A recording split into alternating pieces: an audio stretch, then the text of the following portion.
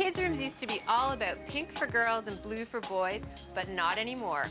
Modern baby furnishings have grown up and gone green. I'm converting a guest room into a baby nursery where everything is going to be made of non-toxic material. Wait till you see this one.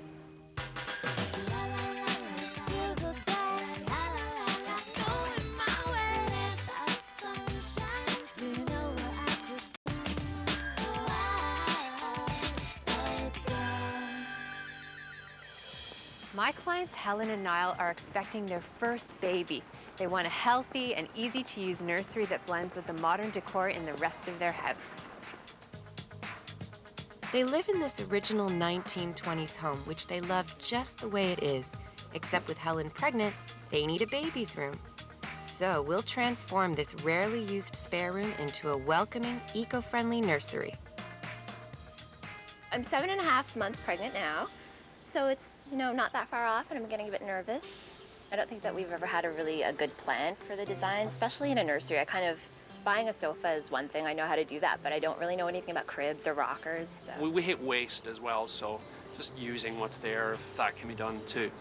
And really concerned about chemicals, so I'd like to obviously lessen that and have it just be a healthy room as well. Oh, so this is a good size room for a nursery. Yeah, well, I'm gonna be practically living in here for a year, so it'll be nice for it to look good. And how do you want it to look? I love pops of color, and I'm not afraid of mixing all kinds of colors as well. I like that.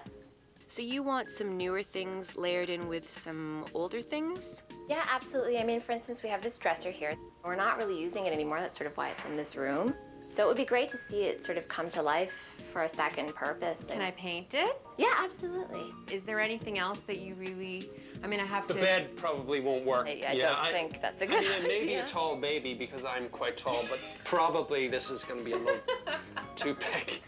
7 feet? I don't think your baby's going to be that big. So yeah, we need somewhere for him or her to sleep. We don't know if it's a boy or a girl yet. Oh. Yeah. So something that's gender neutral. Yeah. Like maybe a green, a soft green. Yeah, that sounds great. Okay, so I know that the environment is really important to both of you. And is there anything that you want me to keep in mind or anything that you've got in mind? But things that are sustainable and don't off-gas sort of harmful chemicals are very important to us. Everything that I bring into this room, I will try to make sure that it is as green and eco-friendly as it can possibly be. You also need a rocker, right? Yeah, I'm really keen to get a nice rocker. Apparently helps them sleep, rocking chair. Apparently babies can sleep up to 20 hours a day, so we're gonna try and break that record if we can. Let's be famous for something, so let's try and break that record or something. Well, I'm gonna take on the more realistic job of creating the nursery. The upside of the room is that it's got character and a nice size window with a great view to the backyard greenery. The downside is that the room is feeling a little bit dull because of the lighting and the paint, and it's lacking storage. There's lots of pretty color in the drape, but I just don't think that these are really enhancing the window. So what I would like to do is to put in a Roman shade, which will give us a much more tailored and clean look. Plus, it's a great opportunity for me to use some really patterned and fun fabric. In an older home, you are bound to find quirky things like this light sconce that's completely off-center in the room. I have a couple options here. I can either cap out this light fixture, paint over it, or just add a great shade to it. This hardwood floor is in good condition, so I'm not going to touch it. The only problem is that they're a little bit creaky and we don't want to wake a sleeping baby. So I'm going to add carpet tiles all throughout the room. And the great thing about carpet tile is that it's made out of recycled content, plus you can customize the size of the carpet. I'm going to have Christian repurpose this chest of drawers as a change table. And of course, I'll replace the bed with a crib. But other than that, any new furniture I bring in the room, I'm gonna make sure that it blurs the line between baby and adult. That way, as the little one grows, they can use that furniture in another room. My inspiration is nature. I'm thinking summer, green grass, blue skies, and orange and yellow flowers.